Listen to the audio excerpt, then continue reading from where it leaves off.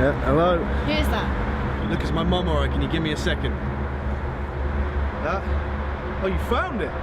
Oh, that's fucking great, isn't it? Yeah, well done. I tell you what, it's a little bit late though, so don't even bother fucking coming. You know, I'm surprisingly calm considering my inevitable death. I guess things got pretty strange after Chris died. Chris was my big brother, in every way, just not literally. We grew up in an orphanage together. He was definitely the alpha male. He always looked out for me, even supported me financially. The only reason I could even go to uni was because of him.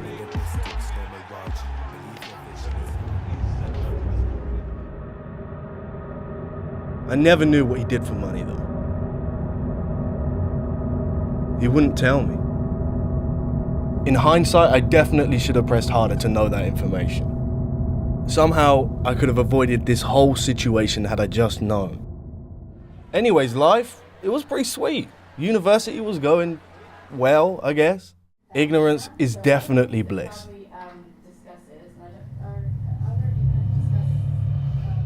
But then I got the call. Supposedly, he killed himself. But that never seemed right to me. It didn't make any sense. I didn't even bother throwing a funeral. Nobody knew him. I ended up selling the house and getting a student room instead. The house reminded me too much of Chris. This was a real low point. But he left me an ungodly amount of money in his will. As things do, eventually, things started to calm down a bit. A new equilibrium was forming.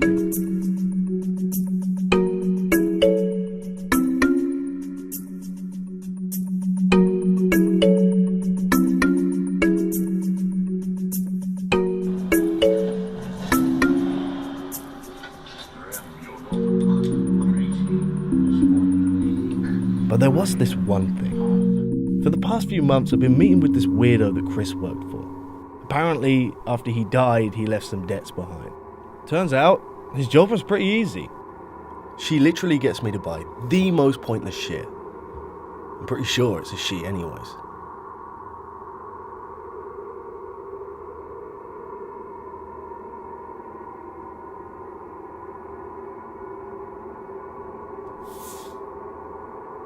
This is the last thing we need from you.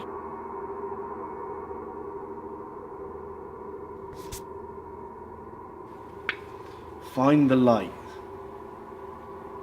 What does that even mean?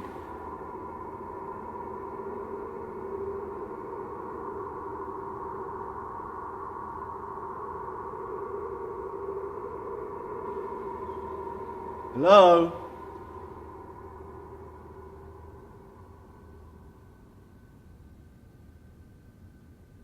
I spent 6 fucking hours searching through everything I kept belonging to Chris.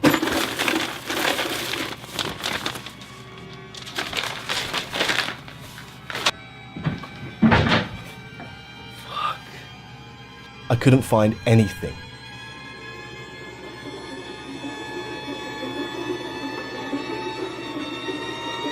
Now, this is where things got really strange.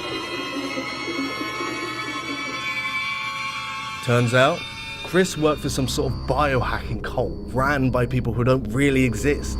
Not on paper anyways. They'd stalk and kidnap anyone who'd disappear without a trace. Inject DNA into them and turn most of them into mutant freaks. If it didn't work, they dispose of the body as if nothing ever happened. But as it turns out, one of their trials even worked.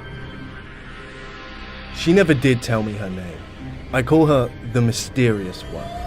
She's the one who's telling me all this. They injected her with some type of shit that's enabled her to see the things she desires. And as fate would have it, Chris ended up taking a liking to her during her stay, if you will. He even helped her escape. 3 hours later, Chris was dead. But the plot thickens. Chris knew they were going to kill him. He stole and hid the light that somehow contained all the data that they've been collecting and the subjects they've been using. She swore her revenge. And as a bonus, she was the only person on Earth that could have somehow located the light. I guess it comes in pretty handy being able to see the things you desire, huh? However, there's one problem, and a pretty fucking huge one at that. She didn't give it to me in time. And now there's a gun to my head.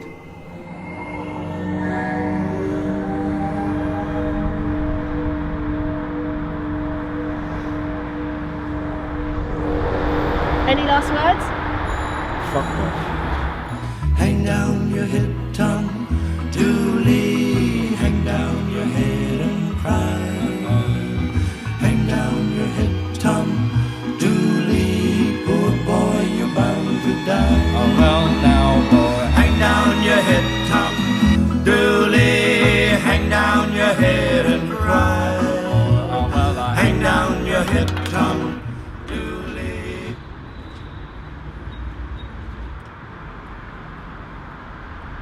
What the fuck? Sorry. I need the element of The surprise. element of surprise. She nearly shot me in the head. I was right here the whole time, relax.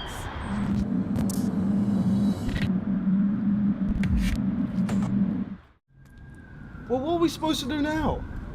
Well, first we need to get rid of the body. Alright.